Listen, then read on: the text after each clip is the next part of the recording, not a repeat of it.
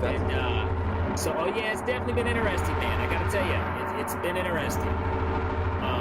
Yeah, Beyond the Tinfoil Hat, I was hired by them to be the host, and I'm enjoying the hell out of it. That's cool. Beyond the Tin Foil Hat. I had to remember how to spell tin, because I'm from Kentucky, and we know how what to part, man? There's only one part. No, the center of it, the dead center of. It's not the center. Lexington. Well, okay. First you of were all, in Bowling Green, Kentucky. By Bowling the way. Green. I was just in Bowling Green last weekend. You're in Bowling Green. Oh, yeah. I was there last weekend. Great show, great people. So Ken, where are you? I am. Aren't you in Bowling Green? Bowling Green, Kentucky. Ken, you could have came to my damn show, man. What the fuck, Ken? What the hell, dude? What the fuck, Ken? I didn't know about it. I love the White Squirrel Brewery. I'm a fan. Oh my God. I didn't know about your show. When was your show? It was this past Saturday.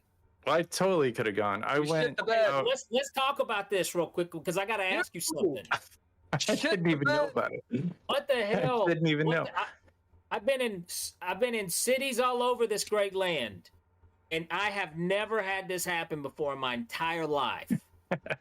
In Bowling Green, Kentucky, right outside our hotel, there was a Waffle House. Yes, there is. Hell yeah. Fuck yeah. Swear to God, 2 red lights down the road, another Waffle House. Fuck yeah. Yeah. Now, I've never seen that before. You gotta have 2, baby. That's magic. They only come in 2s. They're like the Sith. There's a good one and a bad one. The Waffle House. There's a good one and a bad one. There's the one you want to go. I don't know. It's been that both of those Waffle Houses have been there since before I can remember. And it was funny. There's definitely good and bad. There's no story to my knowledge. We used to bypass both to go to the Denny's late at night. Oh, so you're class. This is class. But as you can see, there's no Denny's anymore. So there's only Waffle House. Denny's is out. Denny's is out. Only Waffle House. Waffle House is Bill's favorite restaurant. It's not my favorite restaurant. He has told me so many times, let's go to the Waffle House, and I'm like, fuck you. It's because there were 2 Waffle Houses. There's too much.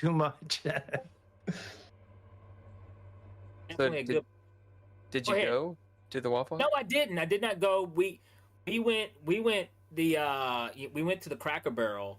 Oh, okay, that's all right. Where we went to that's okay. The next day. But everybody, I gotta be honest, man. Everybody was super nice in Bowling Green. Yeah. Everybody. So and Lexington, you're from Lexington. I love that town. I was New Year's Eve, I was at the Manchester. The Manchester hotel, very nice hotel, super nice. Yeah. I was there New Year's Eve, doing a show. And I love Lexington, man. The cool thing, let me tell you guys about Kentucky, all the way up till you get to Louisville. And I'm not shitting on Louisville either. I love you people in Louisville. If you're around, I love you. You're awesome. But somehow Kentucky has kept this clean country feel to it, even around in the city. Yeah. You know what I'm saying? Oh yeah. It's a breath of fresh air, brother. You guys really do live in a beautiful place, man. Well, I don't live there. Oh well, where are you at now? I'm in the if you could don't say it. what part of the body do I live in, Ken? Of the country. Or I live in like the toe jam. He's in I live in like no, actually. No, he lives in the butt crack of America. I live directly in the thought of America. I'm in Los Angeles. Los Angeles. Yeah, nice. That's where I am. Florida. Sorta. Yeah. Well, no. It's not to throw shade at Los Angeles, but fuck. Jesus. I like Southern Cal. It's beautiful. Was there last summer. It's a very beautiful place, though. It really is. Yeah, Los Angeles. Living here is like it's like getting punched in the face. It's a great place. Don't talk about how bad it is. Lexington's all right, man. Lexington's all right. Kentucky's fine. It's incredibly beautiful. It's great. Louisville's fine. No problem with Oh, it is. I love Louisville. It's fine. I really I like Knoxville area. You can go, you can boat, you can go climb a tree. A lot of hiking. Climb a tree. The only thing that's getting a little annoying, in Knoxville is like Nashville has already became this, but everyone is moving here. Oh, for real? Oh, wow. And I didn't think it would bother me before, but now it's kind of like, God. No, transplants are the worst. Yeah. I know. I am one of them. It's awful. I mean, LA, though, is totally used to this, But you have other places in America that aren't. And Tennessee was second behind Florida. But the most people moved to it last year. Why is everybody moving to Tennessee? Just because of the water level or something? Like they think it's a long time coming. Not to even go down this road, but if you want to talk, say the truth, it's politics. Tennessee, regardless of what your politics are, I don't give a damn. I don't care. We love politics. But the more the better. Well, Tennessee is trying like hell to be the most conservative state it possibly can be. So I think you have a lot of your California conservatives who are leaving. They do exist. Yeah, they do exist. Well, they're all here. So they've all moved here. And then, that they're moving here. So the self-righteous and conservative, great. My thing is, I'm more of an independent, down the middle guy. So I piss everybody off. Right. So, but I mean, that does lead me to I think maybe the first question I have is, you do magic in the Bible Belt. Has anybody attempted to like string you up to a tree and call you a witch, offer burning? That's how a magician know that he's killed. You know what I'm saying? I mean, you're like, dude, they loved me. They tried to burn me at the stake last night. Man, I've had over the years, I've ran into those weirdos that really can't differentiate reality from fantasy. Right, they're called religious people, but yeah. Exactly. Oh, yeah. Those people are there. I'll tell you one of the funniest things. Not funny. This was actually sad. Years ago, I was doing a show, and this lady came up to me afterwards, and she said, "Sir, can I get you to hypnotize me? I've lost this jewelry in my home, and can you come over to my house and hypnotize me and help me find it?" Huh. And I was like, "Oh, lady, please." What's that? Did you do it? Oh, yeah, of course. That's besides the point. But those people are there, man, and absolutely. And then another thing, when you look at the comedy side of it, this is something that's not talked about a lot either. But I call bullshit on this all the time. Is in the Bible Belt, a lot of people do get hung up on language. And what you can say, and this is my theory, guys, and you can take this with you for the rest of your life. No, I love it. I think most of your clean comedians are serial killers. So I'm just going to tell you. Here's the thing. Here's the thing, man. When you stump your toe, you say, "Oh shucks." No. You say, "Shit." Then you're definitely wearing people like skin suits if you say, "Oh, exactly." So when you see that comic or that entertainer up on stage, and they say shit or they say damn it, they're being authentic, they're being real. So there's not a dirty comic or a clean comic, there's just comics, and then I've probably met a couple dirty comics in my time. Well, I mean, dirty people. There are some, but I mean, what I'm saying is, but in the Bible Belt, they judge you right off the bat if you say damn it, but then they don't have a problem, with all the freak show that's going on in their bedroom behind closed doors. You know what I mean? Yeah. A lot of hypocrites. That's what I'm saying. Yeah. What's that comedy club in Salt Lake City? I've seen, it's like the dry. Oh, God. You're talking about the dry bar. Oh, my God. I hate it. I hate it. Oh, fuck I will never be on dry bar, y'all. I will never be, because first of all, I think, like, no offense, Mormons. All Drink right? some Coke. Drink some motherfucking coffee, motherfucker. Yeah. They fly them up there. The Mormons fly them up there, set them in front of a studio audience, and then they do their bits. I've had friends that have been on dry bar. I never will be because, I'm not. You like to curse. I'm not that clean. But well, if you're able to do it, if you're able to be funny in that dry bar, I guess that's great. It's just it feels censored, and coming from the Bible Belt, actually, fuck what I think about. From your point of view, being a comedian, what do you think about? Maybe not the dry bar in and of itself, but like that censorship in comedy and such. I don't like it because here's the thing, okay? Comedy, no topic is off the table. Remember that, okay? Now, that doesn't mean, though, anyone can make a topic funny. You understand what I'm saying? Like, there's different skills to funny. There's certain comics out there that we have been blessed that can take any topic and make it funny. But then there's a lot of comics who cannot do that. And that's whenever they'll say something and you're like, oh, God, you know, that was... I think... Like Kramer from Seinfeld. Oh, exactly. Well, you know... Yeah, but he wasn't joking, though. That's the problem. You know, that was awful. That guy... He had no Michael, what's his name? Michael Richardson. I love the show. Don't get me wrong. I love the show Seinfeld. I'm a big Larry David fan, but yeah, that was. I like Michael Richardson. However, he failed. Well, he didn't handle that situation. He didn't handle that situation. You know. But right. Yeah, man, for censorship, dude, it's not. And here's the thing. Also on the dry bar, I do want to clarify. Some really good friends of mine have done dry bar who are very funny. Yeah. So. But now you don't talk to them because they did the dry bar show, right?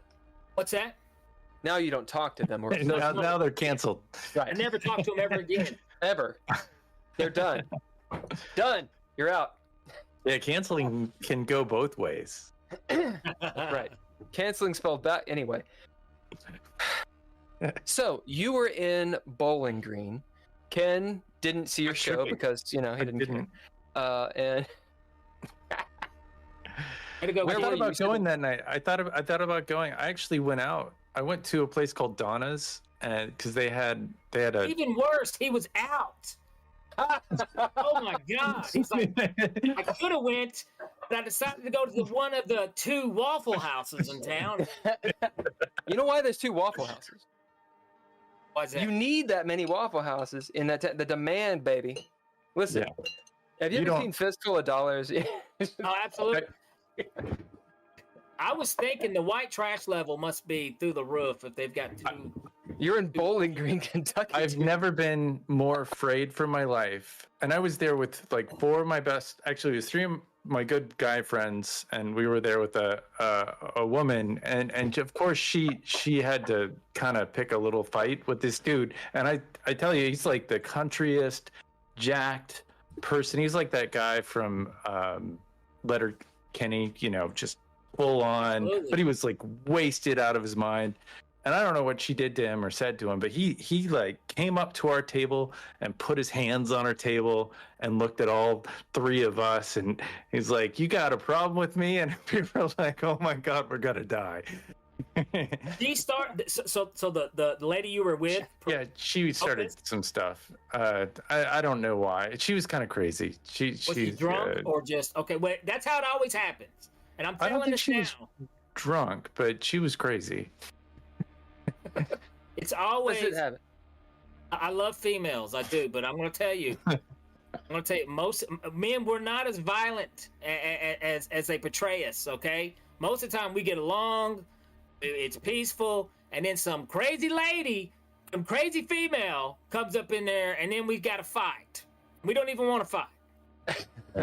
No. And they will fight you in Bowling Green. They will fight. Bowling Green is like... they'll fight you. Yeah, they'll fight you. They will fight. And I fight like this. This is my fighting style. You know what was interesting? This has never happened before, and it happened in Bowling Green. 3 pregnant women in the audience. Yeah. All around 6 months pregnant. I've never had that happen to in a show. I mean, it was so... I know what you guys are doing in Bowling Green and at the Waffle House. At that. They went to the Waffle House afterwards. Waffle House is amazing.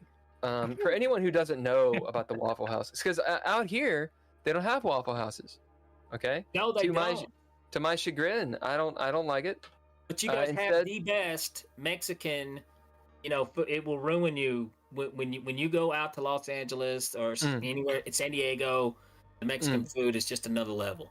Oh, it's on point. Yeah. Well, yeah. I'm living up in the valley, and like that's all there is, and it's glorious. It's glorious. Oh my God, dude. And I speak zero Spanish. Now I'm kind of excited about this. I like In-N-Out Burger. Okay, now I like the burgers. I'll be honest with you, the fries. It's kind of like, what the hell are you guys doing with what? It's like you guys gave up on the fries, but the burger, I really dug the burger, man. And I'm excited that in Nashville, Franklin area of Nashville, Tennessee, is going to be getting the first In-N-Out Burger outside of Cali, baby. All right, so check this out. So, first of all, I don't give a fuck, right? Like I don't give a shit. But of course, I went to the In-N-Out Burger. Why? The Big Lebowski. Absolutely, hell yeah. That's why you go. And when my brother and I drove through Texas to get here, because we decided to go to Texas, I asked my buddy, a guy named Trey. I was like, Trey, we're in East Texas. He said, get out. Where should we eat? He said, of course, you go to the Whataburger. Now, sir, have you heard of the Whataburger? Yeah. I know you have. Yes, I have. Yeah. Litmus test time. In-N-Out or Whataburger? Dude, I gotta be honest with you. Okay? Be careful. Texas has a great comedy scene. They do. Texas is a great place. Texas is a great place. But I think I prefer In-N-Out. Now here's the thing. Now I like In-N-Out's burgers. Yeah. I like Whataburger's fries. I like their fries much better. And that spicy ketchup, dude, you can't go wrong. Spicy ketchup rolls. Well, here's the thing with Whataburger. So we went to Whataburger, Whataburger, and I was like, what do you want? I was like, I guess fucking burger. So the lady hands me the 2 cheeseburgers on the tray, and I, being who I am, I grab the tray and drop it. Why? Because those motherfuckers are like 2 pounds a piece. Oh, they're huge, dude. Ooh. In-N-Out has these tiny pussy ass fucking burgers. They're delicious. They're delicious. But well, it's also funny. We coming through Bowling Green, Nashville, coming back home, we stopped at Whataburger. Yeah, fuck yeah. So I do like Whataburger.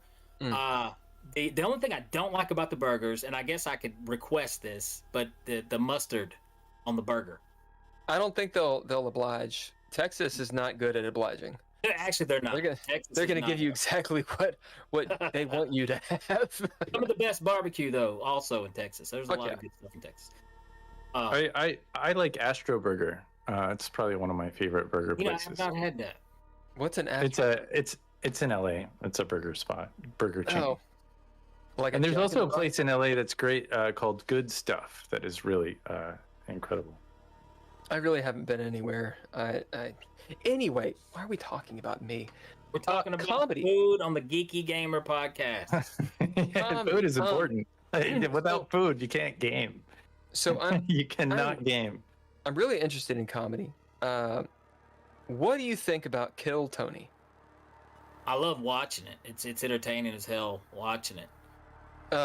As people don't know, a lot of people don't know about it. Would you tell us a little bit about it?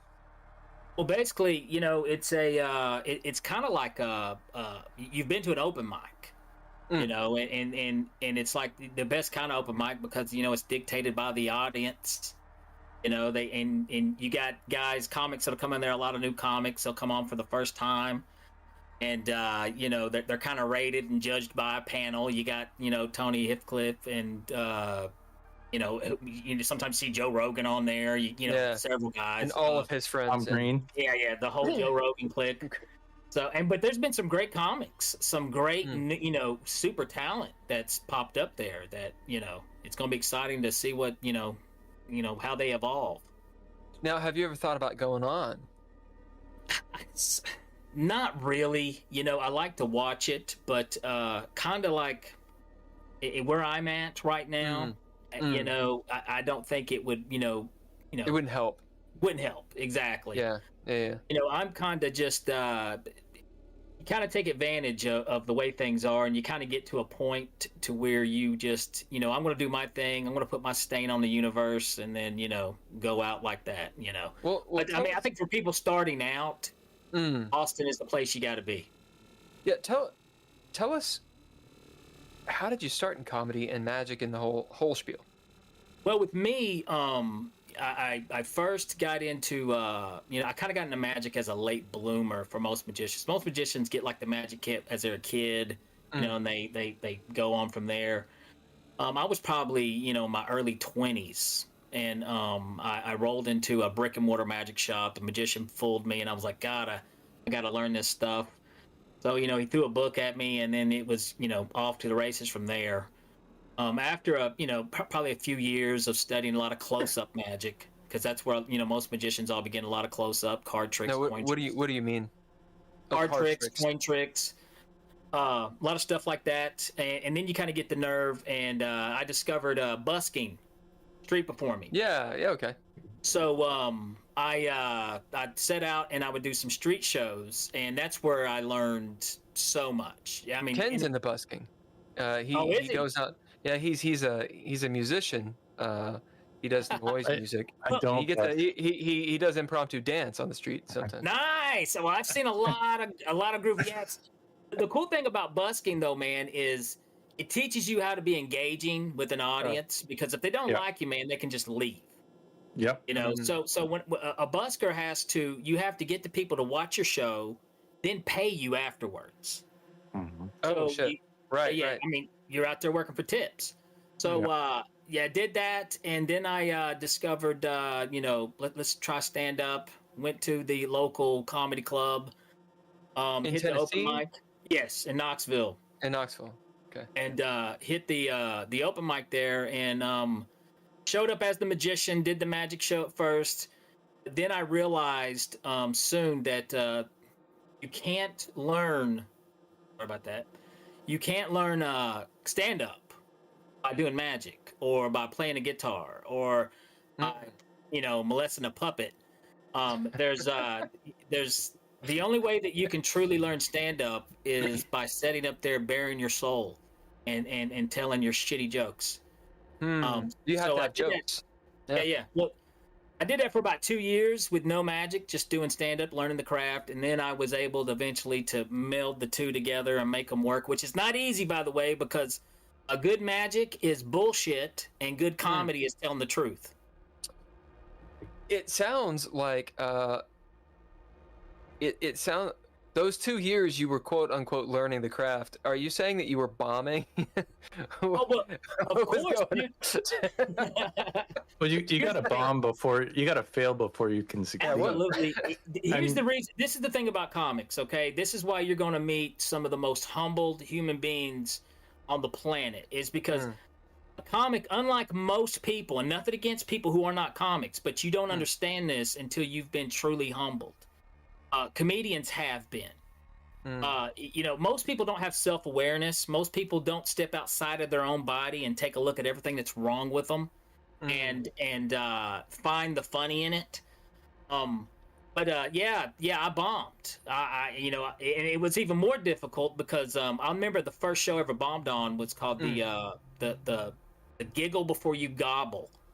It was a freaking it was a Thanksgiving. I feel like they set the bar pretty low on that. it was awful, dude. It was Thanksgiving. It was the night before Thanksgiving, and it's what we call a bringer show in comedy. Okay, bringer shows or means every comic's supposed to bring like family members, so we have a packed out house. Yeah, I had a band. I know what that is. There was like 11 of us on this show, and I was number 11. And I thought, I'm headlining, baby. I'm going to kill. No. So, I go up there. Dude, everybody was gone. I eat a bag of balls. It was awful. And, dude, it even the crickets, you could hear the crickets getting up and leaving. They were like, fuck this.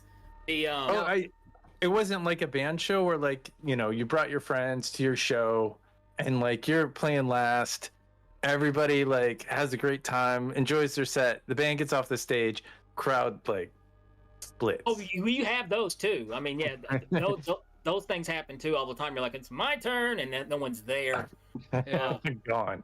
You know, or just gets smaller each comic that leaves. There's less. So what happened in this bomb? Well, I'm sitting there telling my jokes, and I'm getting nothing. I'm bombing, and in the back of my mind, I'm thinking, I can entertain you people. I can just reach in my back pocket and grab a deck of cards or something. But I knew if I did that, I wouldn't learn anything. Sure. I wouldn't. So I just had to sit up there and eat it, man. And there's that whole walk of shame, where you have people coming up to the comics that did well, and they're like, "Oh man, you're so funny," and they just overpass you as they look at you. They walk past you. It's horrible. So yeah, that ride home, I'll never forget that ride home. But anyways, yeah, man, you have. Well, how'd you deal with that? How'd you deal with that though? Because I won't lie, like, I deal with the existential crisis, as do we all. The horrible spiral of, looking into the black and the black looks back at you. I know what that is. Something like that has the potential to send me, to catapult me, nay, to trebuchet me into a bad.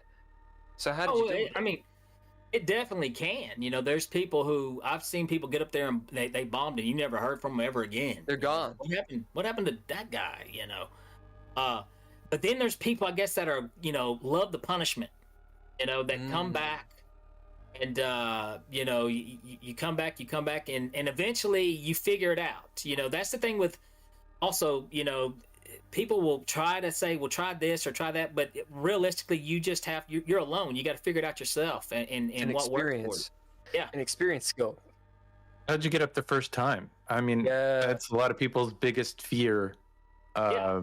Getting in front of an audience. I don't like it. I don't mind, like, radio I'm fine with. What we're doing is fine because there's nobody watching. And even if there were a lot of people, they, I don't see them directly in front of me. It doesn't matter. What you're doing is not dictated by them laughing.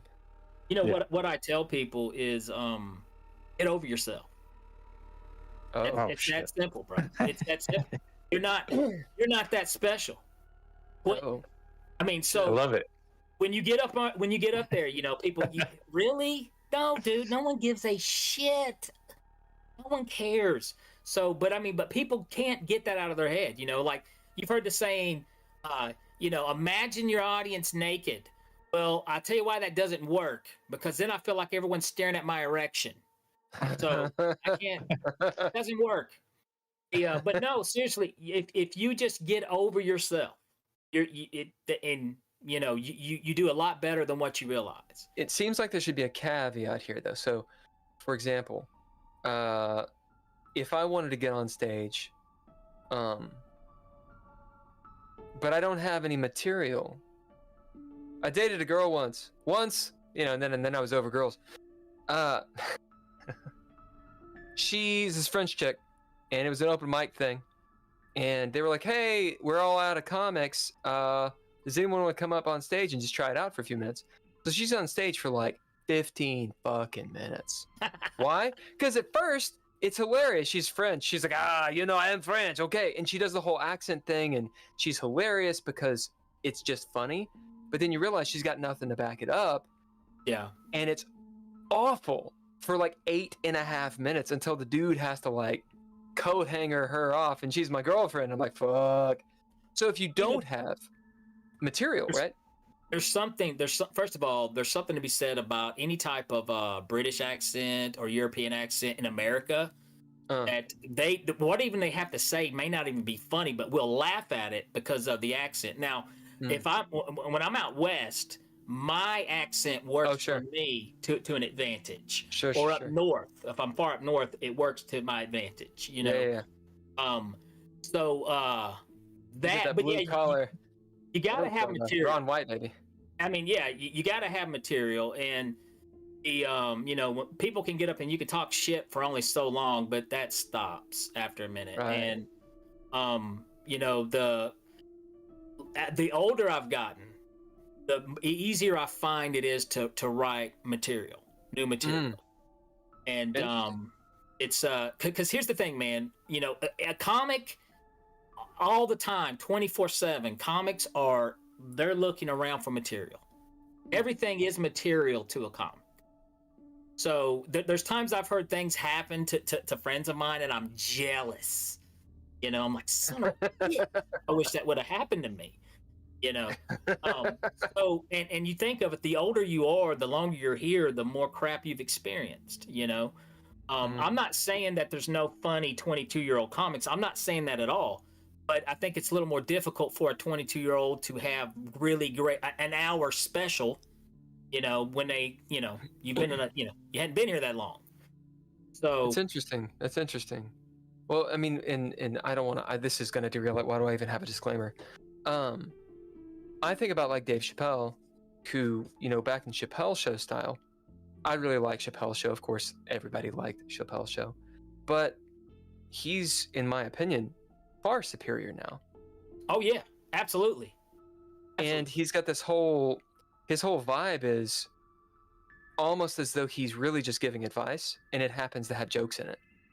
Absolutely. Whereas beforehand, you know, when he's on like the talk shows and Letterman and whatnot, I think he was on Letterman. May have been. I'd be shocked if he didn't get on Letterman. He was in the 90s, and you know, it was much more about bits and actual just jokes and sort of a personality. And then after he gets back into stand-up, it's not about that anymore. I struggled with that for a while, actually, like wanting Dave Chappelle to be not jacked and not having smoked a lot of cigarettes. It's interesting about experience. But you know, so yeah, go on. Well, he had that time off. He had a lot of time off. And now, first of all, we live in a time that that comics are coming out with hour specials about every 6 months. It feels like, you know what I mean? Sure. Which, to be honest with you guys, that's very unrealistic to be able to keep cranking out quality hours one right after the other. Well, and they don't. They don't. Exactly. Bingo. They don't. They will be that one quality hour. And then if you noticed, you're like, oh, I enjoyed that guy. Let's go watch this one. Well, it's not as good as the other one. And then the other one's not as good as that one. It's because it's very difficult. You know, when you look back in the day of Pryor and Carlin that was cranking out these specials, that shows you how special those guys were. You know, those guys really were on this other level. So when I look at Dave, I think Dave is on that level of those guys. I really do. Now, like I said, he had a lot of time off to do a lot of writing and a lot of stuff, but I mean, the way he structured those specials, oh man, genius. You know, just really absolute genius. Really good. Ken, did you have any questions? I'm sorry. No, I enjoyed Chappelle's. I appreciated. I get a little flack on this program for being the more liberal of the two of us. And I thought what he said was great. I mean, I think we need to speak up and say things that we're thinking about if we can't communicate. And so one of my shticks is like using canceled, you know, as a liberal. I think that's funny because I'm not canceling people. I'm doing the opposite and want to be canceled for saying my views. Which are he's the sort of the goal in life. Goal in life.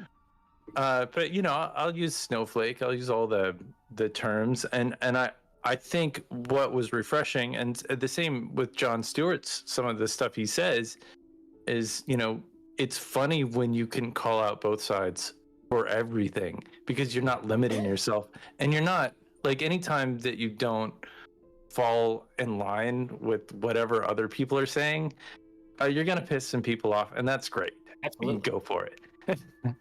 I'm just, well, you know, you've got, first of all, so you're more the conservative, you're more the liberal, which I love the fact that you guys can do a show together. That's amazing, and be friends. I love that, you know, because I've got conservative friends, I've got liberal friends.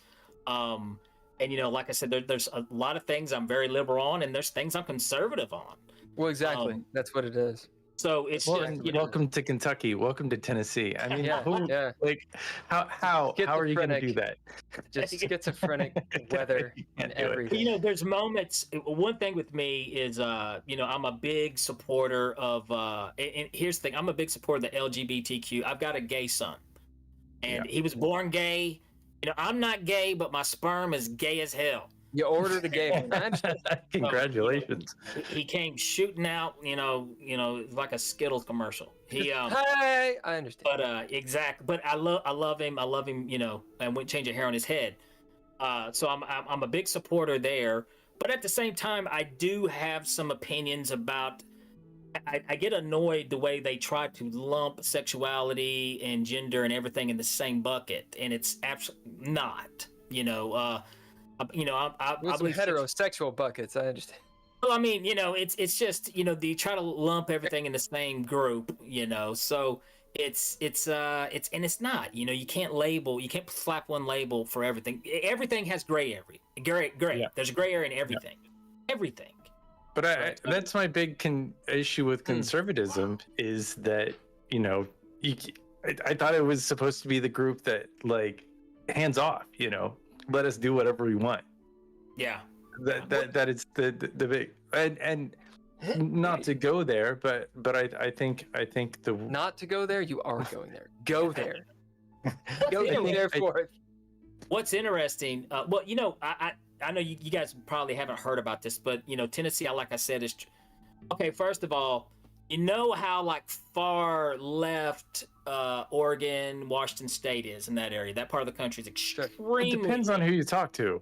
Who you talk to. It's also the state where they took over a park area with guns and. Well, that happened too. That did happen too. Sure. But Tennessee is like the opposite of that in conservativeville is what they're trying to do. And right now they're trying to pass this law of the anti-abortion law to where an adult cannot aid a minor across the border to get an abortion. Okay, I get it. You're trying to protect in the paper form, you're trying to protect that minor. What if that minor's being molested by her father? What if she was raped by by her guardian? That requires thinking, Danny. Absolutely. So that's my point. Is it's gray area. There's no black and white issue with anything out there. But there are black and white issues. Is the thing when you're dealing with ideologues, okay? And the thing, you know what I'm saying? I'm preaching to the choir here. I'm pretty sure, but the idea of if I have this stipulation, right? If I have a code, if I say, okay, well, I believe this thing is the absolute whatever. Ergo, I am a Sith, right? Because only the Sith deal in absolutes. Then my rationale goes out the window, and I am able then, because of my ideology, to commit or allow acts that are awful to be committed, despite myself. This is a Christopher Hitchinson thing. Yes. That entire idea of good people allowing very bad shit to occur despite themselves because they have this, yeah, but what if? And that's the thing, like you gotta think. I mean, all the stuff you just said. So they're gonna penalize, you're saying, right? I don't know this law. They're gonna penalize adults for aiding, quote unquote, minors across the border. Why are conservatives all about the border? Why is it on the border? That's a lot. That's a lot. Another thing on the border. I mean, that's something. That's a whole nother topic. But that's a lot. We need a wall between Kentucky and Tennessee. Build the wall. Yeah. My family, we grew tobacco, and my grandfather is kind of famous for bringing alcohol to Bowling Green, Kentucky. That was his claim to fame. Is it was a dry area, and he lobbied in the 50s to bring alcohol to this area. So my first experience with migrants was when I was very young, drinking bourbon on the tobacco farm. And we, I don't, if farmers, who are typically very conservative, there are a lot of benefits we get from this, but it's such a weird place to be, because you gotta frighten people. That's the point of the border. You have to be frightened, and I think there should absolutely be security. There are too many people that want to wage war on America. Are we talking about at any given second? No, in America, in Canadian border. I know. Those motherfuckers. Canadians, they're bitter God people. Damn. It's the cold. It's the great terrible white north. I have to deal with them constantly. On the podcast Beyond the Tinfoil Hat, I deal with two Canadians. So I think if I'm going to be racist, it's going to be against Canada. I hope they're watching this. Canada. So tell us a little bit about the Beyond the Tinfoil Hat, because it sounds to me for some reason like Coast to Coast. I'm assuming Absolutely. It's not. It is. It's very similar. Here's the thing I'll tell you too. Also, being a magician. Okay, magicians don't believe in anything fun. The majority of the magicians that you meet, because of the history of Harry Houdini exposing mediums in his day, it set off this whole trend, and also that we know the secrets, we know how to trick people, so we're not easily duped, kind of thing.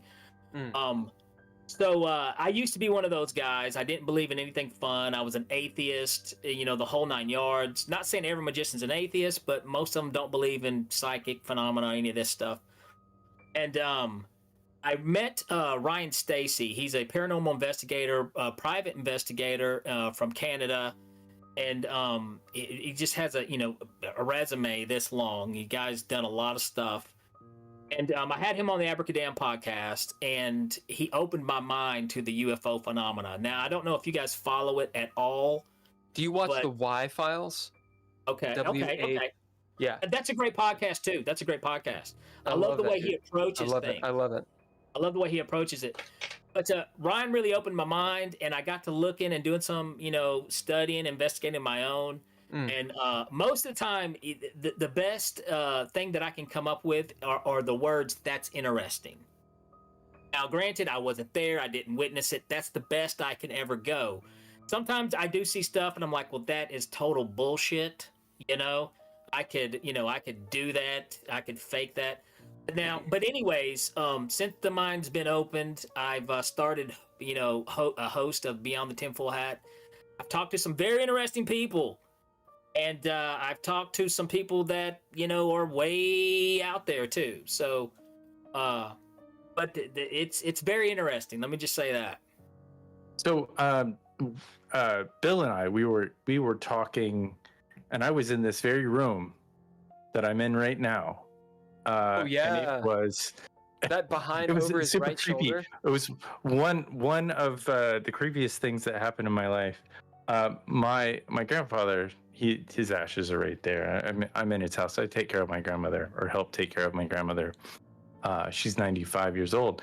But one of the first times we did this, we had an extraordinarily devil worshipy show, and because we run a podcast on Mondays called The Red Writ, and it's like a horror Cthulhu podcast. Nice. Film noir, definitely detective, hard-boiled detective meets, Squidward.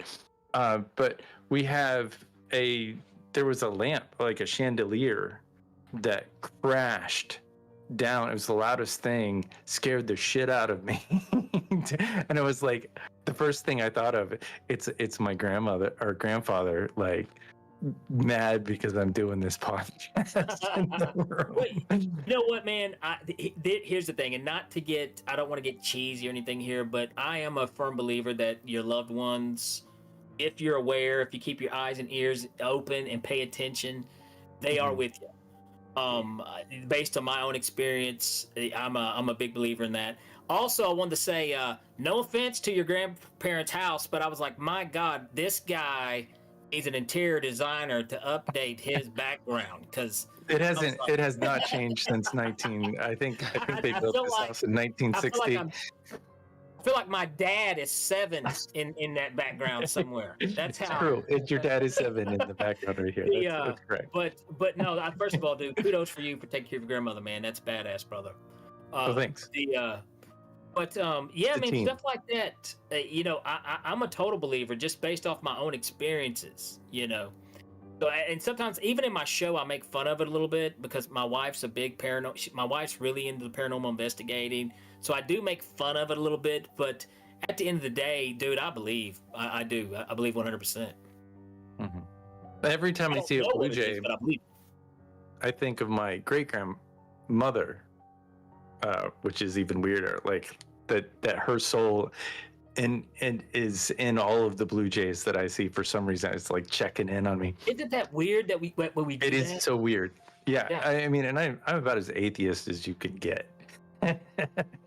It's so weird. I mean, there's something weird about it, and like I said, I don't know, what happens or what the rule book is or any of these things, but I've talked to enough people, and like I said, I've had my own personal experiences that something's going on. There's something, and one thing on the tinfoil hat that we like to do, and I didn't like this at first when I first. Ryan believes that everything's connected somehow. All this UFO is, and I was like, man, I don't like to mix my beans and my mashed potatoes, bro. I don't know about that. I like to keep my crazies all separate. But now that I'm kind of seeing some of that, on a conscious level, who knows, man. But definitely, you guys need to check out some episodes because we've got some really good ones coming out on the pipelines. Hell, I'd have you guys on sometime. Tell. I'm always down to tell some stories too. I love to hear some stories. I got a story. Wild. You want to hear a story real quick? Yeah, let's hear a story. I can tell it later too. All right, so by the way, Ken, I sent you a message. I got it. A secret message. Secret message. One of our people. We'll be surprised if it happens. Anyway, Okay, so I used to live in China for a while. Nice. And when I went there, I was fucking around, bipping and bopping to different cities and such. And I wanted to hit up Beijing. I did not. I'd gone into Hong Kong and Shanghai and out west to Chengdu and all these different cities and such. And I went and saw the Terracotta Warriors in Xi'an, and I was like, I need to hit up Beijing before I leave. Little did I know that I would actually get to Beijing, like find some best friends, date that French girl I was talking about, and stay for several years. But I did not know that at the time. So I book a flight. I get one of my Chinese friends to book the flight because it's all in Chinese, and I do not speak Chinese at this point. Hit up Beijing. Boom. Bam, bam, bam. On the flight. It's late as fuck. We're going to arrive at like midnight 30 or so, right? So it turns out in Beijing, at about 11, things shut down. This is 2010, so it was a little bit more conservative for anyone who's listening from Beijing, where they actually go out now. But at the time, they did not. Everything shuts down. There's nothing, no subway, no fucking Amtrak, no buses. Boom. Only taxis. So I get out, and I'm like, fuck, I don't even have a place to stay. I just need to find a hostel. I had this little card, right, for a hostel. And I was like, okay, it's all in Chinese. I'm assuming that's an address in Beijing. So I get a taxi. Boom. Shh. We go around. Taxi drops me off at this bus, airport bus transport thing. I don't know what they call it. Flyaway zone. You guys know what I'm talking about? Where like the airport will take you to a location and just kind of drop you off. Like you have to know where you're going. So I'm on this thing, on this bus with all my shit. I got my guitar, got my 2 fucking suitcases, all these Chinese people who know where they're going. It's all in Chinese. In Beijing, the accent sounds like a lawnmower. So it's like, that's how they sound. And they're like coming through the, the PA, and they're saying what street it is. I got no idea where I'm going. We're sitting there, we make a stop. Sit there a little bit too long, and everyone turns and looks at me. And I'm like, this must be my stop. So I get up, grab my shit. They're like, oh yeah, this is your stop. You know, this is all sign language. I get out, boom, all right, bye. Bus is gone. I am in Beijing on like a lifted highway, these huge highways. It's all concrete jungle, high rises and everything in the middle of the city. No clue where I am. It's about 1 a.m. I look, there's a bus stop. This is where they've let me off. Everything's dark. It's all in Chinese. No cars because everyone's asleep, right? This is for the Chinese traditional medicine, healthy. You go to sleep before midnight. And I'm sitting there with all my shit and thinking, so what do I do? Like, oh shit, it's a hulker. It's a random hulker. He's gone. I'm thinking, what do I do? I hear, excuse me, hulker arrives. Hi, hulker. Hi. Hulker, What's hold the, on. Yeah, finish the... Yeah, I'm going to finish this story real quick and introduce you, Hulker. So, I'm standing there on this platform, and I hear this, excuse me, perfect English. Okay? I turn, boom. There is a Chinese guy in a black suit. All right? He's got like the pencil tie, white shirt. He looks like Neo, but Chinese. No bags, nothing. He's just standing there. Now, granted, I may have not seen him. I looked. There was no one around. We're at an empty bus stop on a fucking highway. A high-rise highway. Boom, this guy, excuse me. You look like you need help. And I was like, yeah, I don't know what to do. I need to get to this place. He says, oh, let me see that. The card. He looks at it. He says, oh, yeah, you need a taxi. Turns, boom, a taxi comes over the hill, pulls up. I'm like, holy shit, there's a taxi. He says, hold on a second. Goes full Chinese on this dude. Okay, listen, it'll only cost you this many RMB. That's the people's money, for people that don't know. The Chinese money, the RMB. Should cost you this much. This man will take you where you need to go. He helps me with my bags. All right, thanks. I get in the taxi. Now, I'm so shell-shocked.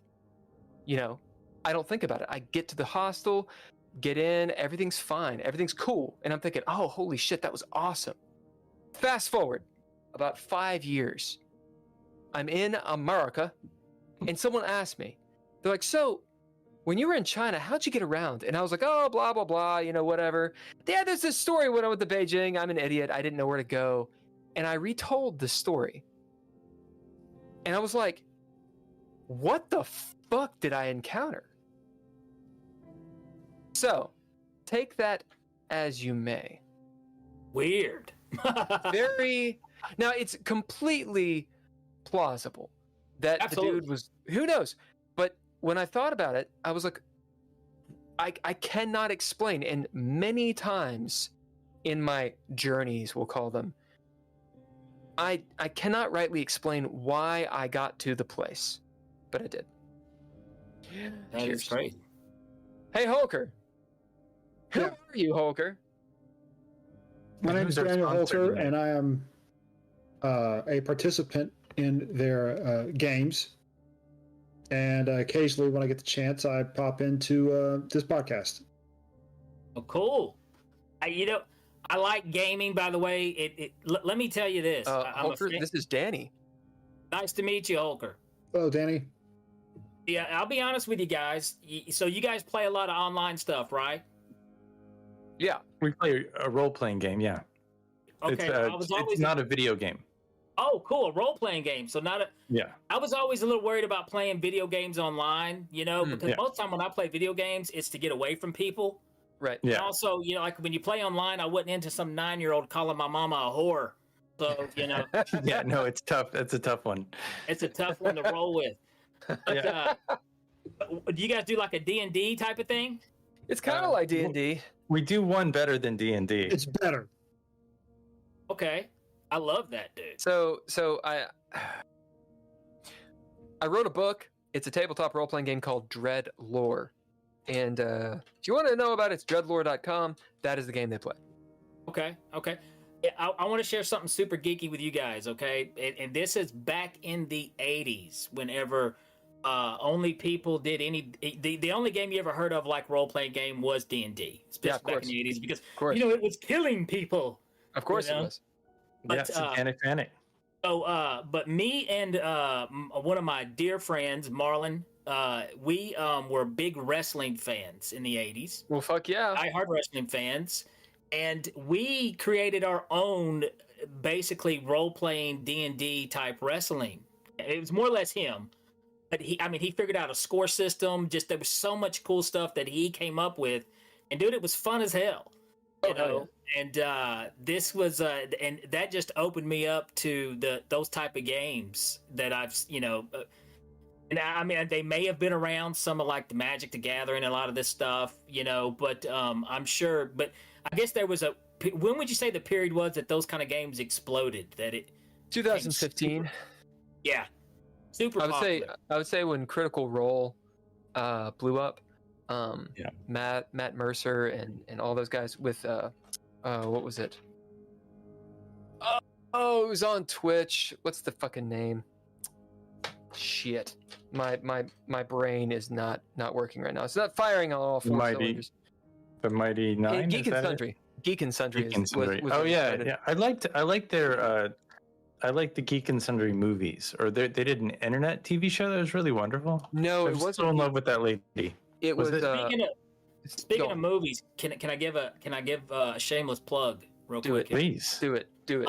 It's a video game. Okay, so there's a movie you guys need to go check out on Amazon Prime. Hell, I even think it's on Tubi. So go to Tubi; it's free there. Is it WJHC AM? Yes, and you know what the WJHC stands for? What is it? I have what Jesus has Christ? I don't know. Jesus H Christ, absolutely. Oh, okay. Yeah. Oh yeah. There you go. Come on, Kentucky. Yeah, but what it is, it's a movie that takes place in 1999 and before Y2K. And nice. A smart-ass DJ moves down to Tennessee from up north, and the only place where he can get a gig at is at a Christian radio station.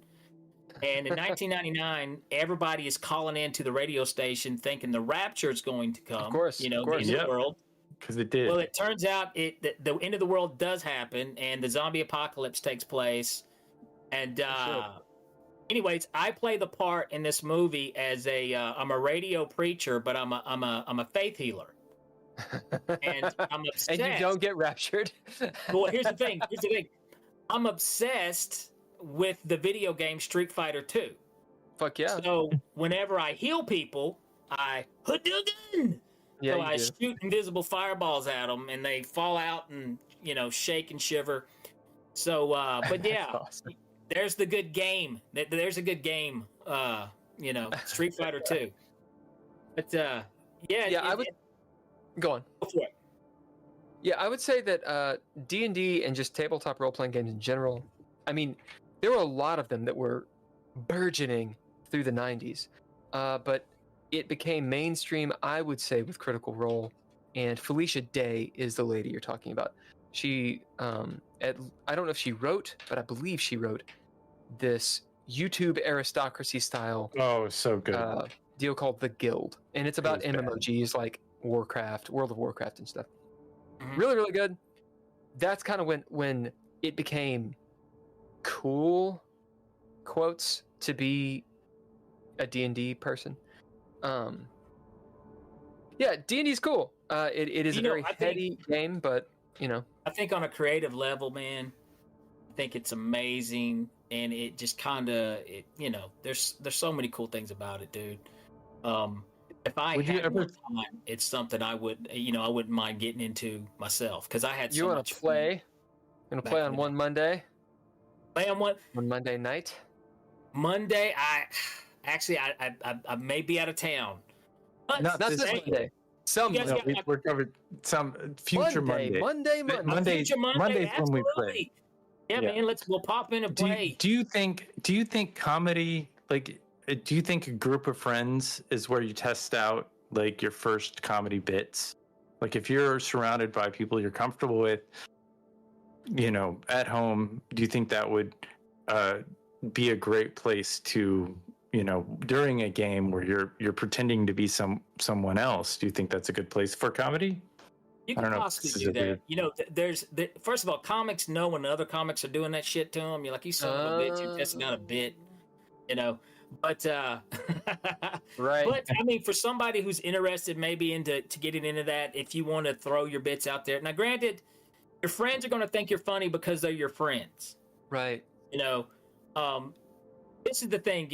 If you ever want to get started in that, see how you can relate to total strangers, because whenever people find something that they can relate to you with, that's when they pay attention to you. You see what I'm saying? So, I mean, maybe, maybe if you get hell, I always say, dude, just go to an open mic, write a few jokes down, and hop up on an open mic. And, if you eat a bag of balls, you eat a bag of balls. Who cares? You lived, I definitely went to a number of Second City open mic shows in my day, and I never had the guts. I couldn't. It was Next like time I didn't have material. Green. Next time I didn't have material. Come to the show. I'm gonna bring you up, and we'll let you do a solid. Oh, absolutely. Yeah. I mean, next time you're in Lexington, I mean, I live in both cities. Yeah, for sure. So Holker, what you have missed. Couple things I'm gonna out Holker as I do. So, Danny, Holker, in a past life, did stand-up comedy. Nice. Holker, what? Would you like to tell Danny what your bit was, or one of them, I should say? I would get on stage, and Holker's always doing his bit, basically. So okay, the first one I did is I tried to solicit money to fund a movie. I thought it was a cool concept. This was back in 2012.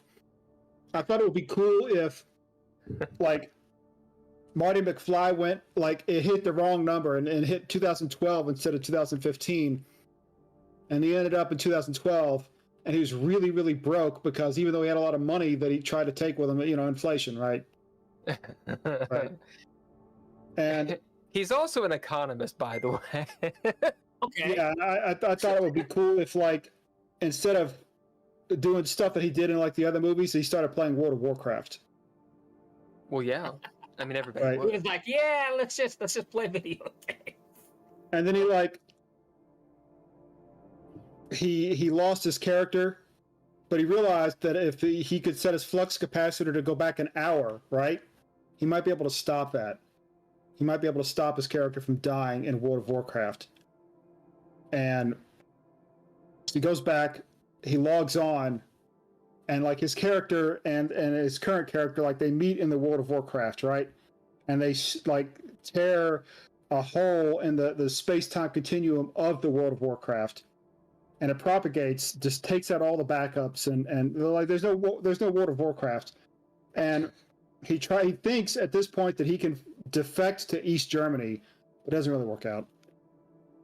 So Holker would go. On stage. It's at the time. He would go on stage, and there was once where he read 50 Shades of Grey before the movie. What was it? Before, right? It was 50 Shades of Grey, but you were also doing, like, a Rubik's Cube or something. Yeah, it was the most awkward thing in the world, and then it was amazing. It was amazing, and he stopped. He quit. He stopped doing it.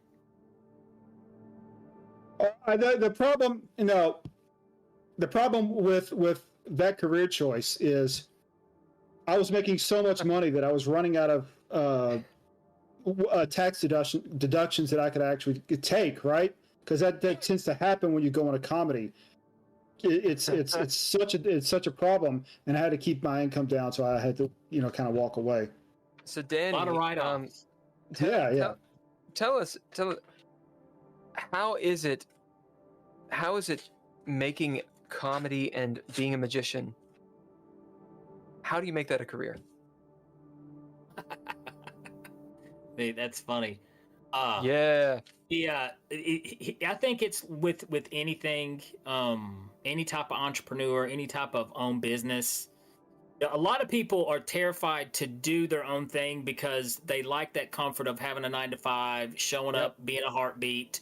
Basically, you can show up to your 9-to-5 job and you could just be a mannequin for 8 hours and you get that paycheck. You got that sick day. You like that stuff, that security, you know? I think in order to be a full-time anything, you know, you got to hustle. You've got to, I don't eat if I don't get booked. I don't pay my bills if I don't get booked. So, you know, you have to look at it from that point of view too, you know. So the career can happen. You just got to be, you know, it's either swim or drown type of thing. But I will say this, you know, nothing against anybody with a 9-to-5 job or anything like that, but you think you're secure in your 9-to-5 job, but realistically, fellas, you're not. You're a bolt, you're a screw, and when you wear out, they're going to replace you with another one. Hopefully you guys are smart enough to take advantage of the time you got, make as much money as you can, and when they come to screw you, you know, be ready to screw them. I like where this is going. So that's kind of my point, but it can be done. Take them down. It can definitely be done, man. Yeah, you got to hustle, is what you're saying. It's just that you're constantly. That's my experience as a freelancer. I've worked a few full-time jobs in my life, and I would always get screwed over when I was fired. But when I was freelance and had, you know, 5 or 10 clients, or, you know, was kind of master my own domain. Not to steal that from Seinfeld, it was a different story because I never went hungry. I was always kind of like working on this and that and the other. I'm out.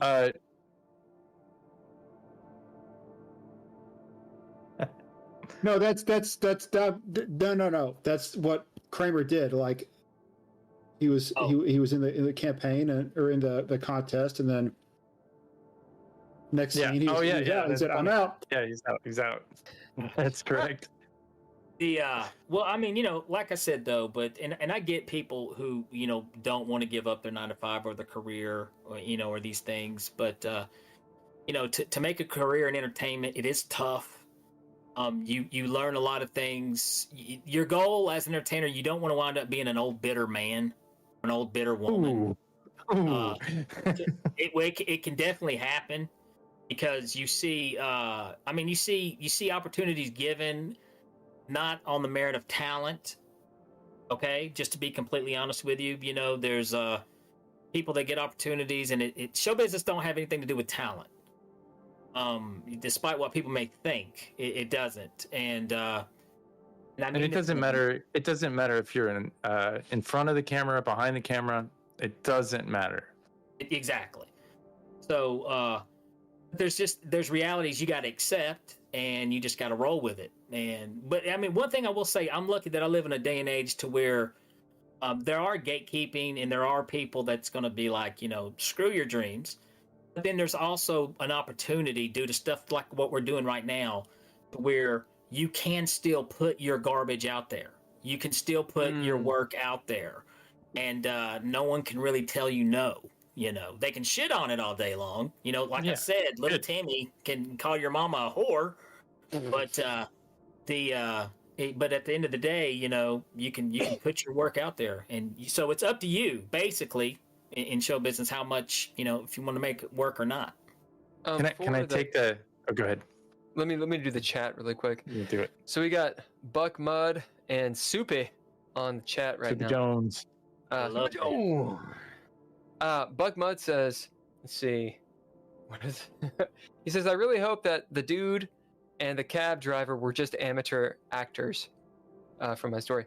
To be fair, 9-year-olds calling my mama a whore is pretty funny. That's very funny, by the way. It's disturbing. I mean, when they start talking about sex to you, like I've sat next to some 9-year-olds that were not my kids or related, and just on a job and they'll just unload some shit about sexuality, and it's probably about as uncomfortable. Like, adults can't make me feel that uncomfortable. Do you know what's nuts these days? This is so crazy. Is like a lot of the kids, younger kids, is they're more aware about sexuality than what I believe we were. I mean, you know, I had no clue, you know, and it's like, what did my daughter tell me? Dude, I don't even know the name of it. I can't even pronounce it. She was talking about one of her friends, and they identify as this, and I'm like, well, what the hell's that? And then she told me, I was like, well, isn't that bisexual? No, not really, Dad. You know, and I'm like, what? You know, so I can't keep up with all of them, but it just blows me away. You know, I was like, when I was your age, you know, I wanted to get high. You know, I mean, you know, what's going on? So, just because we were bored a lot. I don't know. I grew up in the 80s. I remember being bored. Me too. Kids don't get to be bored anymore. That's not a luxury that they have. Let me say this. I got to say that you are absolutely correct. And here's the thing. That is sad that kids aren't bored no more. It's sad that no one is, because we have a cure for boredom right away, you know? And as soon as we get bored, we've got a phone, a screen in our face, and we can watch another video, this. And this is what sucks about not being bored anymore. Boredom is the number one recipe to creativity. And, you know, I know I sound like the old man griping here, but I'm afraid of art, creative art. No, you're right. Necessity breeds innovation. So if you are bored, you have to, for example, if you were an only child, or if you were a child that everyone else was a different age or whatever. For example, I've got an older brother, but there was a period of my life that my older brother he's the older brother. Like, you know, he's got his own friends, and I'm like some fuck off 8, 9, 10, 12-year-old. You know, if you're 18, 19 years old, you want to hang out with your 11, 12-year-old brother, right? But what that occurred, or what that caused to occur, was I am never bored. Ever. Why? Because within me, I will have something to do. By the way, Soupy says, "Hi, Danny." What's up, Soupy? And Bug Mud said, Holker is just like Andy Kaufman in that regard. He said the one that he saw in person was brilliant. Dude, it was the highest compliments of all time, brother. Dude, Holker's got something going on. Although, well, I will not out Holker too much. The 9 to 5, man, I understand that very well. I had a 9 to 5 for about 13 and a half minutes. And I was making a little bit of money, and it was good. And when I told Holker that I was going to go back to China, he gave me this look, Holker. That was the look. And he was like, "Why are you doing this? You finally accomplished something with things." And I was like, "Yeah, but I gotta go. I got stuff to do." So I went and fucked off to China again, and then decided to become an actor, which is. Well, that's what you're doing in LA. You're an actor? That's what I'm doing in LA. Actually, I'm podcasting a lot, and I'm acting. But we're not talking about me. My point is, the idea of making your own whatever, instead of just getting someone else rich, diving headfirst. Or as Lloyd Kaufman said, make your own damn movie. That at the same time, people that are doing the 9 to 5, and Holker, tell me where I'm wrong here. I don't know if it's the safe route. I think what it is they're investing in something else. I agree. That's what I think. That's a very well said. If you're I think there's. Go ahead. If you're doing the 9 to 5, and your plan is to grow as in terms of your skill sets, and to just be in a much better position, I think it's not a bad thing. I think the issue is where people become complacent, and I think that like you said, Danny, that I think people who just think the job is always going to be there and have no backup plan, and they're not like a little scared. Yeah, there's a good chance they'll end up one day and out on their ass, and they'll have to make something happen, and it won't be easy. But for people who don't see it that way, who will have, I guess, a backup plan, or is willing to maybe not jump ship, but is prepared for the worst. Okay, I think they'll be fine. I think those people, you should always do that. You should always prepare for, because I mean, you know how shitty human beings are. Well, that's who run that's who run companies. That's who do these things. So, I always get a kick out of the company man. That guy, those people, and I'm like, bless your heart. At less than 2 years after you retire, Debbie, no one's gonna remember Debbie. You. No one, Or Debbie. Deborah. No one gives a shit. Well, I've got two things to say. I'm sorry. Hold on. Two things to say. Ken, go ahead. They're accomplishing something, whereas these corporate conglomerates and stuff like that, there is an accomplishment as a team and as a massive group. America was built off of factories and off of big, huge. You don't do the big, huge endeavors as a comedian. And I'm going to hit you a little bit. Is there artistic guilt for not being? Do you have that? Because I know that Bill and I have talked about this before, but do you ever have a guilt or an issue, and how do you overcome that if you do? What do you mean artistic guilt towards? I mean, well, if you feel like you're not participating, this is like dad talking. If you're not accomplishing like the next innovation or the next, of course, there's I mean, that's with anything you do, I mean, because it's almost like, well, I mean, I'm not gonna lie to you, I think about all the time. 10 years from now, am I going to be able to do this? 10 years from now, am I going to be able to drive all over the place? Am I going to want to feel like, when if you've got a show Saturday night at 8:00 and you feel like shit, or you've had a bad day, well, dude, too bad. You get up there and you turn it on and you're the dancing monkey, am I going to want to feel like doing that when I'm 60? And am I smart enough to put my own money back for savings? I don't have a 401k, so you could have a Roth IRA though. I'm just absolutely. Well, that's the whole thing. But I've got some royalties that I'm treating like a retirement plan. Which you should. Good.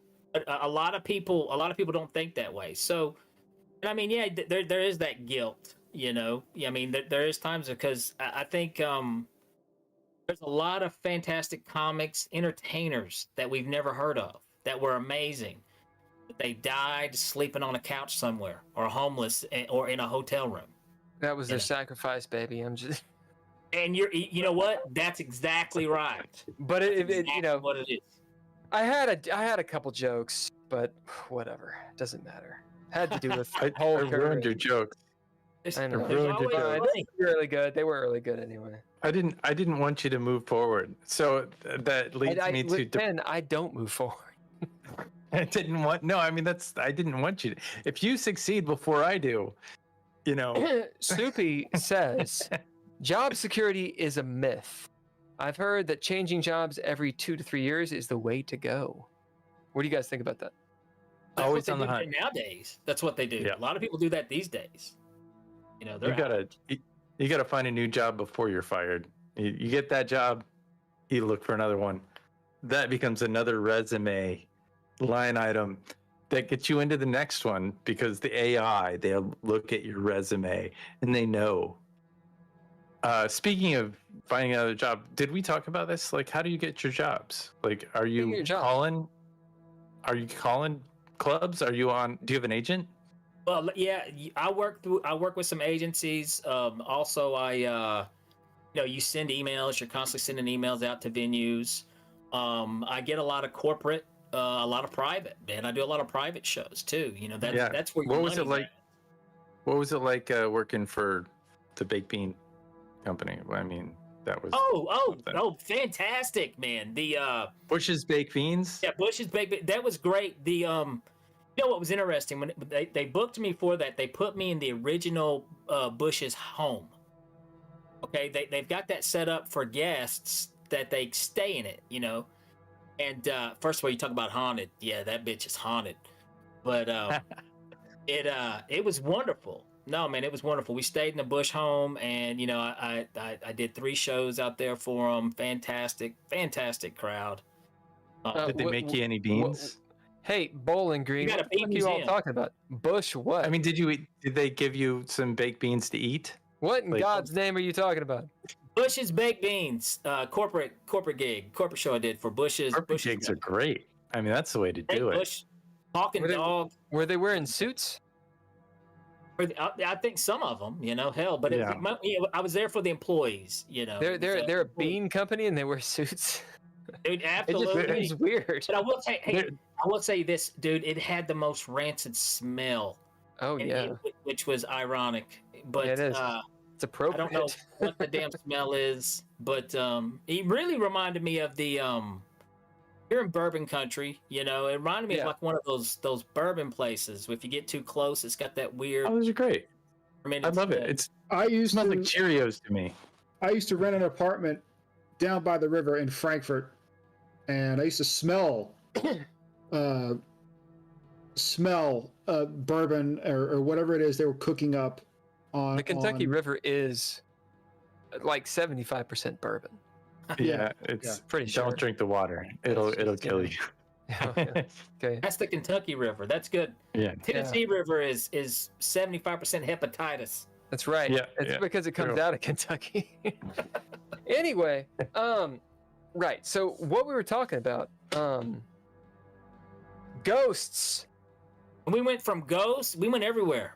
Yeah, but the reason that Holker jumped in, all right, is because I messaged him. He was like, "Oh, hey, I might be on." This is not how Holker talks. He said, "Hey, I might be." I'm not gonna do Holker in front of Holker. He said, "Hey, I might jump on," and I was like, "Well, this dude, Danny, he's the host of Beyond the Tinfoil Hat, which can be found on Spotify." It's Spotify. We stream live on YouTube, and actually, we haven't announced it yet, but I just got word that we're moving to 6 p.m. on Tuesdays on 6 streaming live p.m. on on YouTube. Tuesdays. Does it stream directly into the consciousness of a select listener who takes these messages very personally and realizes that he might also be talking straight directly to God? Possibly, absolutely. I will. You guys want to hear a crazy one real quick? We want to hear it. This happened last episode, and you guys can go watch this episode if you want to. Okay. I had a guy on. Oh, what was his name? Damn it, dude! I'm sorry. I apologize. I can't remember the name. That's a wild name. But he called this upside vision, is what he calls it, and basically, he sees like images, like holograms, and he sees things from that hasn't happened yet. If you want to call it psychic phenomena, that's that 4D shit, man. But he's been like, they've actually studied him at the Ions Academy, and you know they've done a lot of testing on him and stuff. That's a place where the government funds these things. So the guy's got some legitimacy. You know, he's not just some crackpot. You know. Yeah. Is it Tom Matt? Yes, Tom Matt. Is he the dude who is he British? No. Good. He's not Canadian, is he? No. Yeah. He's not Canadian either. Actually, you know what? Tom Matt, I think he's in Georgia, so he's not too far at all. But this was interesting, and I didn't even tell him this. I haven't even told him this. But this was last week, and before we got off the show, I said, "Tom, when was the last upsight vision that you did?" He goes, "Well, hell, I can do one right now." And I said, "Well, let's do it. Let's do it right now. This would be great." Whoa. And this is what he says. He goes, "Okay, I don't know what this means. It makes no sense to me, but I'm seeing a guy in a bowling alley. He's getting the bowling ball. He's bowling, and it's a gutter ball." He goes, he starts laughing. He goes, "I don't know what that means, but this might have some type of correlation to somebody watching. You just give it a few days, you'll see. I don't know. Well, I didn't think nothing of it. Once again, I made The Big Lebowski. I was like, boom, it's one of my favorite movies. Why not? Well, then this though. Tell me you guys' opinion on this. What do you think? So, I'm doing the old social media thing where I'm having to post to my show. And where was I last weekend? Fucking Bowling Green. Bowling Green. Where am I now? Bowling Green. Yeah. Bowling Green. So I thought of it and I was like, well, that's interesting. Coincidental. Now let's be honest. Yeah. Let's be honest. He could have Googled me before the show, and he could have saw where I was going to be. That's rational thinking 101. Or he Did you bomb? What's that? No. Did you bomb? No. Well, that's not a gutter. It was a great show. It was this is the only thing that I can correlate with that is, and I mean I'm kind of reaching here too. I'm reaching here, but Bowling Green, was he thinking like green as no good, as being new to something? Mm-hmm. I don't know. I see what you're saying. Well, Ken. Yeah, I mean, Bowling Green came from like the idea of like I guess they had a flat area and it was grass, but they didn't have bowling alleys at the time, and they just bowled on the grass. I don't know. On the grass. That's how they did it. Holker, any thoughts? Maybe that's it. I would like to add to your bowling story. One of our caretaker's nephews is a bowling professional. Like he's like a 16-year-old who's like number 9 and bowls like a 270 or something like that. Really, really good. So anyone who knows, 300 is perfect. Yeah. So that was a story that I had last week. I mean, how often do people they bowl? Bowling is a big deal. Bowl every weekend. I do want to talk about a technique. Bring it back to kind of like magic here for a moment. Yeah, sure. Yeah, do it. Tom, like I said, he was a great guest. There's 3 things here. Possibly he could be full of shit and he could have Googled me and just made up that story. Okay, I don't want to think that, but let's put everything out there. 2, he could be the real deal and he nailed it and didn't realize he nailed it. Okay. Or 3, he could have been telling me exactly what he saw and it may not have nothing to do with me. I was just, looking for something to connect with, But I will say this, okay, and this is in the land of magic and mentalism. There's a technique that, and not to expose anything, but there's a technique in mentalism to where it's the 80% rule. It's to where they don't get it 100% right, but they get 80% of it right, and then they let you do the rest of the homework. And when that happens, that makes the experience more powerful on your end. Okay, right, now they did it. Absolutely. So I'm thinking, and by me saying Tom did that, I think I'm giving him way too much credit because that's some master degree level mentalism stuff. It's not that it's not your average day YouTube Google magic trick. Right. So but with the bowling vision and then the Bowling Green is kind of, he threw 80% out there and I had to put the rest together. Yeah. So it's a lot of synchronicity. It is. But to say anything, like I said before, the most I can say was that's interesting. Yeah. I dated this girl from Germany who in the early aughts, my prior roommate, chicks, bro, both of you. Yeah. Sorry. My roommate prior to he moved to Germany. He was in the army, or he was in the tank division, and he dated the same girl in Germany, my college roommate. And so but we didn't know this. I was like making a joke. Oh, did you know this guy? And she was like, yeah, I dated him. I was like, no. And then it turns out it's the same guy. And it's just like small world. And then like things happen. Brother, that's a bit right there. That's a bit right there. There's funny. Tank bros right there. There's funny. There. We were definitely tank. But you know, never. I mean, now that you said that, oh my God, you've made this world even smaller to me because like, okay, this is a long time ago, But there's synchronicity in this world, and I'm sure as you travel as a comedian from place to place, you run into a lot of people and things and places that can take you around in this weird circle. Absolutely. Like two Waffle Houses. Is that two Waffle Houses? Two Waffle Houses. I'm seeing two Waffle Houses. Dude, if he would have said that, holy hell, can you imagine? Mirrored side by side. I would have lost my damn mind.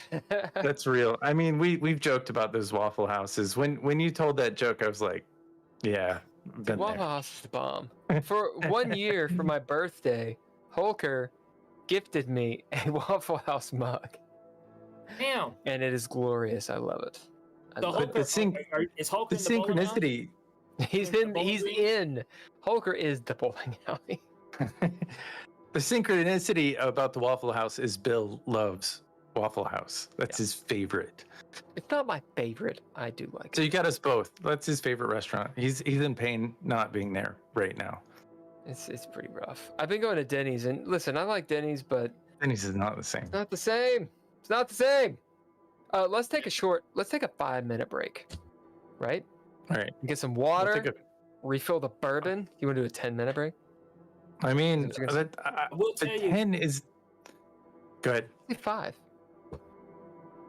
I am running a little close on time here. How much time you got, man? So I mean, are you guys doing a 5 or 10? What do you want to do? I mean, We can do a 10. We can do a 5. Or we could keep going. We could just keep going. If you're ready to keep going, Hulk and I can just manage it. True. well, I mean, realistically, I probably got about 10 more minutes, and I do. All right. You guys continue. I'm gonna go pee, and I'll be right back. Go pee. So,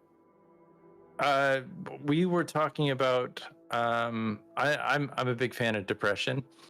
Oh, yeah, me too. Does depression? Does comedy get you out of depression? Do you exploit it? Do you have depression? Do all comics have depression? I think most of your comics do. Yeah, it is a real thing. From pain is where you pull your humor most of the times. I don't care who you are. There's not a comic that ain't that. If you had an amazing childhood, you're not going to be a comic. So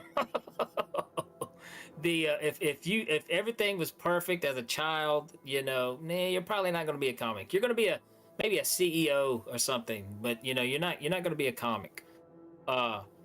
Yeah, I mean, I think it's just a coping mechanism that most of us learn as children of how to deal with those things, and eventually it comes out. But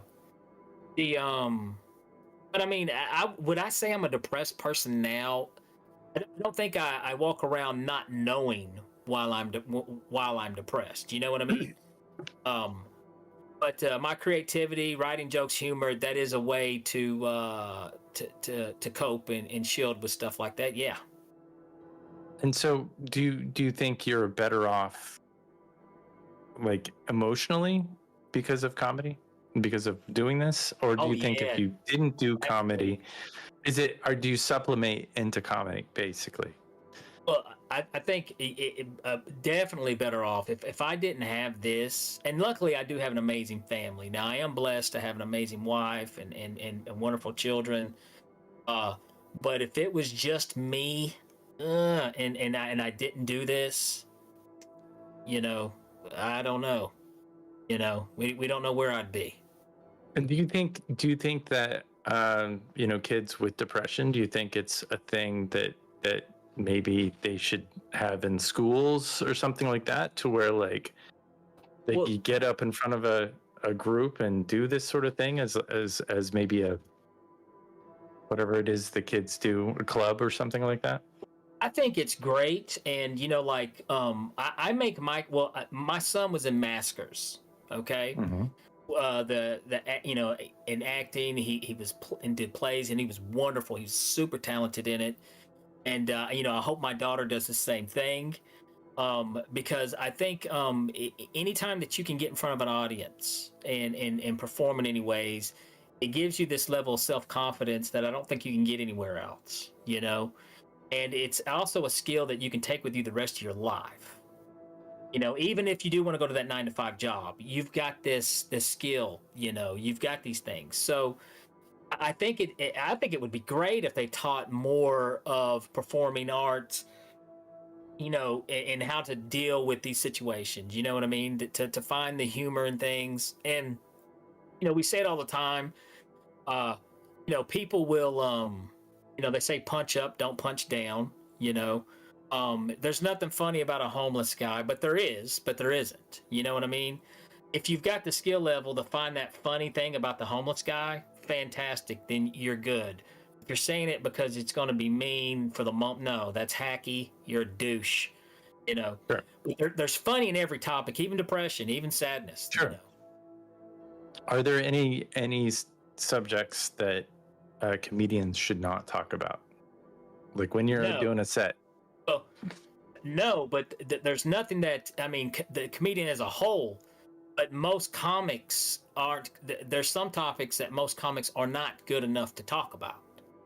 I think Dave Chappelle is talented enough to where he can talk about anything he wants to. And I think I also, and I'll say this too, I think this always bugs me when white people complain about black people using the N-word, and I'm like, for God's sakes, Whitey, you got everything. You have everything. Can we give them one word? Do you have to have that too? But no, I think on some levels, like especially black comics got a little more freedom to say a little bit more, just based on the shitty history that they've had to endure in this country. So there's more freedom of speech the more shit you've dealt with. I think so, to a certain extent. You know what I mean? Like a black woman from a war zone where she was exploited can say anything. There's nothing off barred. If she says something, it is totally game. For the most part, there's things that they can say. I think that they've got a little more freedom to say. Now, granted, there's some things you shouldn't say whatever the hell you are, and you've got to be super funny to make some topics funny. You got. It would probably be better if she had good timing. And timing is everything. If you want to know the truth, that's the truth. Do you okay, topic jump. How did you get a Guinness Book of World Record? That was a cool experience. A few years ago, there was comics. I want to say it was back in 2015. A comic, Chad Ryden was his name, and DJ Buckley out of Nashville, Tennessee, came up with the craziest, dumbest idea in the world of having the longest running comedy show ever. So it was an ongoing comedy show of like 186 hours or something like that, nonstop. This is a nonstop comedy show. It's almost a week. Oh yeah, it was, absolutely. And so we all got to participate and play a part, and this thing had to keep going, and you couldn't get up there and bomb. And I got to participate in that and help, them break the world record. So that was a super cool moment that I got to participate in. But comics from everywhere were coming in to perform on that too. It was pretty badass. Where did that take place? It took place at the East Room in Nashville, Tennessee. Oh, nice. The East Room, that's a pretty cool venue. I've been to a lot of shows there. Yeah, that's definitely So and it was pretty cool experience, man. So I always got to toss that out there. Do you have any questions, Hulker? Or do you have any thoughts? No. So, Zach Galifianakis. Love him. But you don't do that to your audience or your people. You mean like like making somebody feel uncomfortable on purpose? No, okay. My show, no, I that's one thing I don't do. I don't. My show is very interactive, though. It is very interactive. And But you do crowd work, or is that different? Well, it's a form of crowd because being a comedian / magician, I bring people up there with me. So my show, I do tell actual stand-up bits. And then there's correlation. You'll watch the show and there'll be a callback in my show, but in disguise of a magic trick. So something amazing will happen, and then you'll also get a callback to a joke, and you'll be like, oh, and then the crowd they get it, and they, but there's times that I don't mess with people or embarrass them or hurt them. Like there's one routine that I do at I bring 2 people up on stage. And the audience is laughing at them, okay? The people on stage have no clue what they're laughing at. But then at the end of the routine, the joke's on the audience. Oh, it's wonderful. Oh, it's gold. And I love it. And I'm like, no, you assholes. You guys, these people are the cool ones. You know what I mean? Yeah, absolutely. So, I love doing stuff like that. And there's times that I've brought people up, and there's 2 people you do not ever want to bring up on stage. You don't want to bring the person's dying to come up. Like, I want to screw you up, Mm-hmm. And then you don't want to pick the person who's deathly afraid, because you don't want them to be in therapy because of you, Yeah. The only time that I ever make anybody look stupid is if they try to make me look stupid. Hecklers? And what's that? Yeah, hecklers. Yeah. If you get a heckler, which, fuck them. luckily I don't get a whole lot. I don't, but if you do, I'm guessing one of your shows, it's like a party, so everybody's kind of in, and it's fun, and you probably don't give people enough time to heckle. I bet you go from one thing to another. And it's just like a lot of movement. It's very awake and it's very upbeat. I mean, from the clip that I've been playing, it's just like you are moving around and putting 110. How much weight do you lose every show? You know what's hilarious, dude? This is hilarious.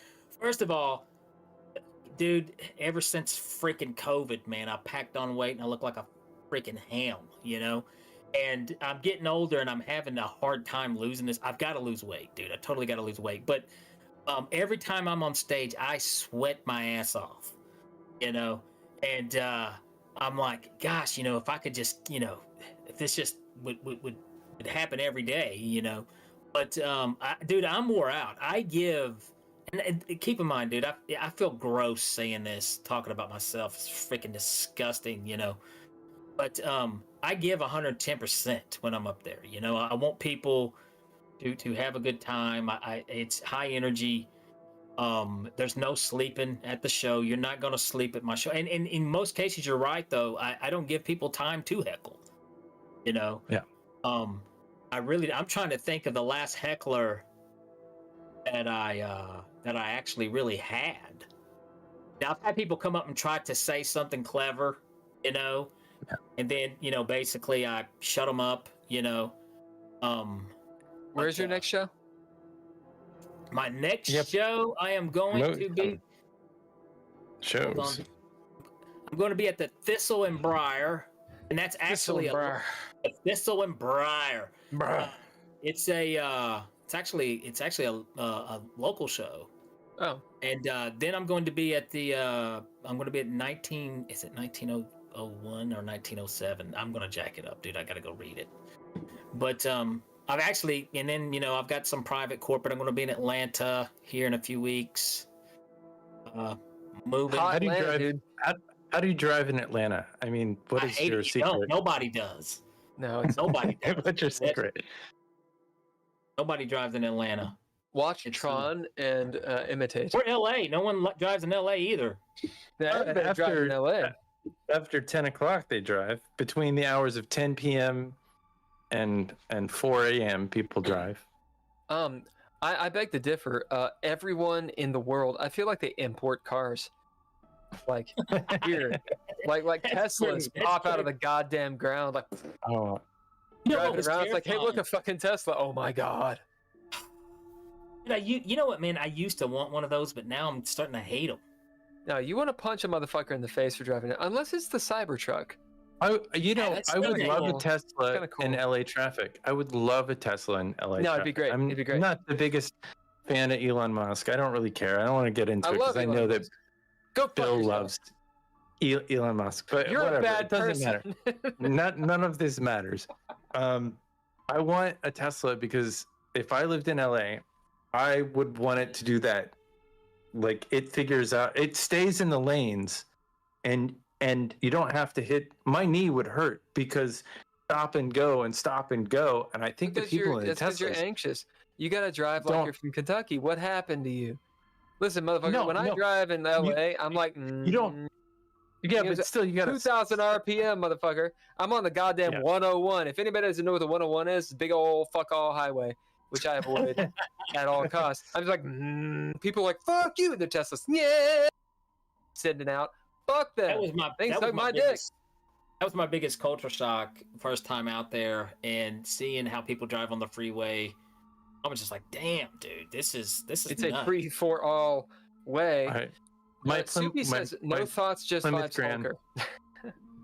My Plymouth Grand Voyager broke down. My alternator went out on the 10.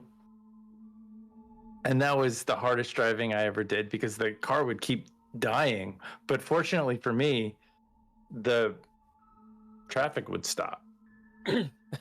So if I could keep the car moving, like just a little bit, I could keep the car on. So that's when I learned how to like give space to the vehicles in front of me and like ease in.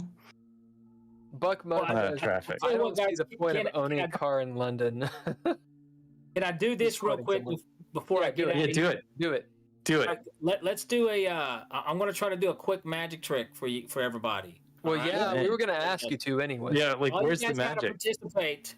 Even you, Hulker. What about Soupy and Buck Mud? Although they're on like a 20-second delay. They could totally do this if they want to. I'm going to turn my head to where I can't see what you're doing, okay? This is what I need to do. And this is also straight out of... I saw that. This is straight off my Comedy Magic album, Dirty Tricks, okay? I'm going to turn my head, and I want you guys to hold your hands up. Hold up one of your hands right here. You got it? Yep. Okay, now this is what I want you to do. I want you to imagine have an invisible ring on your ring finger. Okay, that's awful. Okay? Now, this is what I want you to do. I want you to remove that ring from your ring finger and place it on the finger closest to it. It can be either side. It doesn't matter. Either finger. Just place it onto a finger closest to it. Got it? Yep. All right, cool. We're going to do it again. This time, take the ring off that finger and place it onto the finger closest to it. You got it? Yep. All right, now I'm going to go out on a limb here, but I'm going to say that ring is not on your thumb or your pinky. So lower those two fingers. Okay? Oh, I know. You got it? You got it? Yep. Okay. Now let's do it again. This time, take the ring off that finger and place it onto the finger closest to it. Got it? Now go ahead and lower the two fingers that don't have a ring on it. I'm picking up some negative energy here. Hold on. My upside vision. Jesus Christ. All right. There we go. I love it. I tell you what, man, guys, this has been a blast. Thank you for having me on. The Danny, I got one more question for you. One more question. Go for it. One more question. What the fuck is going on behind you? Dude, it is coming a freaking monsoon outside. Oh yeah. No, I'm talking about the head. Oh no, dude, this head, man. This is have you ever seen the movie They Live? Yeah. Oh, the glasses. The Roddy Piper. Absolutely. They Live, and then also we got our very own Danny Whitson Magic and Comedy Prank Kits. You can order from DannyWhitsonMagic.com. There it is. There we go. Absolutely. There it is. But yeah, if you guys, viewers, you guys want to hear dirty tricks, it's got stand up on it. It's got interactive magic tricks like that one right there that you can do while you listen, and it's got some original sketches that I wrote. So it's a dirty trick streaming on Spotify, Apple, everywhere. Fuck yeah. So and we have all of your stuff in the description. Danny, thank you so much for jumping on, man. Dude, this has been fun, guys. And Danny, you've been fun. Next time I'm in Bowling Green or Lexington or LA, when I'm out there, Los Angeles. I'll hit you up next time I'm in Knoxville for sure. Yeah, dude. Hell yeah, and yeah, dude. Anytime you guys want to come on the tinfoil hat, hit me up. I'd love to guys. Fuck yeah. Some creepy stories. Holger, it was a pleasure meeting you, brother. Yeah, nice to meet you. If you're ever in Frankfort, Kentucky, you can stay with Holger. It's fine. Why would you be there? Awesome, man. You guys have been awesome, though, dude. Seriously, great podcast, man. I love it. Thank you very much, man. Thank you for being here. Ken, you want to lead us out, sir? This lightning bolt of electricity of a podcast has been brought to you by it's the Geeky Gamer Podcast. The Geeky Gamer Podcast. With Danny Wilson. You can find more about him this time. Danny Whitson Magic.com. I know I mispronounced your name. I realized the last time. Scored by all lowercase letters, Mr. Interrupt. You shit the bed, Ken. I know. DannyWhitsonMagic.com. Thanks to our Patreon.com /DreadLore members, and you too can be a Patreon.com /DreadLore Patreon member, just like Tim Roberts, Daniel Hulker, Nostalgic, Natalia Cline, Danny WhitsonMagic.com, and thanks Couchfire Media for the art and media production, as well as Twa. We don't need Replay to thank production them anymore. We don't need to thank them because they're I don't so like funny about them. I forgot to laugh. Did I steal somebody's joke? I don't think I did. Oh, anyway, this has been the Geeky Gamer Podcast with Danny Whitson from DannyWhitsonMagic.com. All right, guys. I'll see you next time. Yep. See you, man. Bye.